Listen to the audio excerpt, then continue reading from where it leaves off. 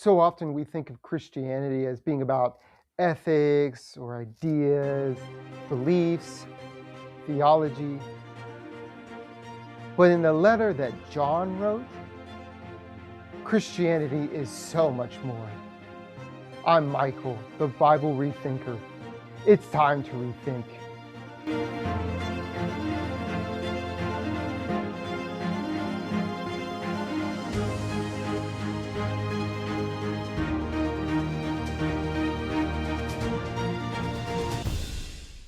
The profound hope that resided deep in the heart of Second Temple Jews was this belief that God was going to restore his world. You see, in the creation story, before God created the world was in darkness. And it was in the midst of that darkness that God spoke and he said, "Let there be light." And there was light. And in Genesis 1, over the course of 6 days, God sets the world in order. He sets everything right, sets it the way it's supposed to be. But Adam and Eve introduced sin into the world. And when they did so, the world was plunged deep back into darkness. And so from that time on, the Israelites and the Jews developed this deep desire and hope and belief that God was going to fix his world. Think, for example, of the last chapters in Isaiah where God creates a new heaven and a new earth.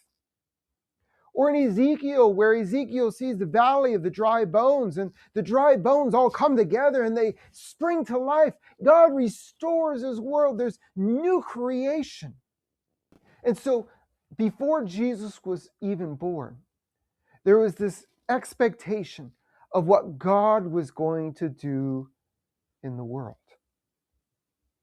And then when John wrote his gospel, he started with the words, "In the beginning was the Word, and the Word was with God, and the Word was God."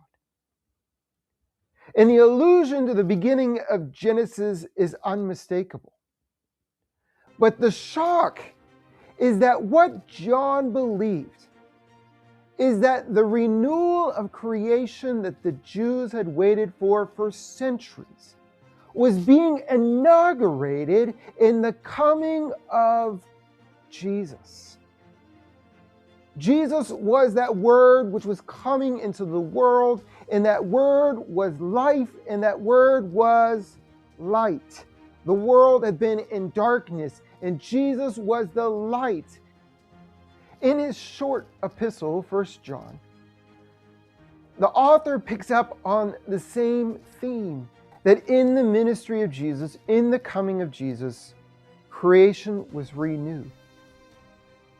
And the author pictures Christians as residing within the Garden of Eden. It's like, because of the work of Jesus in our world and because of what he has done with sin, you and I get to return to the Garden of Eden. And that narrative serves as what we call the subtext or the sub-narrative throughout the letter. For example, the letter starts with saying from the beginning, just like the beginning of the gospel, in the beginning of Genesis. It describes Jesus again as being light. It describes the possibility of us walking in the light, walking in the new creation, being part of the new creation and what God is doing now in our world. For John, being in the Garden of Eden wasn't just an idea. For him, it was a tangible reality. You see, he emphasized that Jesus wasn't just an idea, and he didn't just bring philosophy, but he was an actual, tangible, physical being. And when you and I live as though we are in the Garden of Eden, and we express love, tangible action toward one another, we get to experience the Garden of Eden not only emotionally or intellectually, but physically and tangibly. John is going to explore the themes of temptation and the risk of the lust of the eyes and the lust of the flesh, which reminds us of the temptation that was faced by Eve. We're taught that we can have confidence before God. Instead of being like Eve and having to go hide in the garden, and Adam as well, hide in the garden, we can have confidence when he arrives in the garden. We can have confidence to stand before him. And where Adam and Eve failed to overcome the temptations of the serpent, John says that you and I can overcome the evil one because Jesus has overcome the evil one. Jesus has stomped the head of the serpent, and you and I can stomp his head as well. John invites us to be a partner, to be in fellowship with God and with his Son. I hope you'll join us as we study the birth of a new world in 1 John.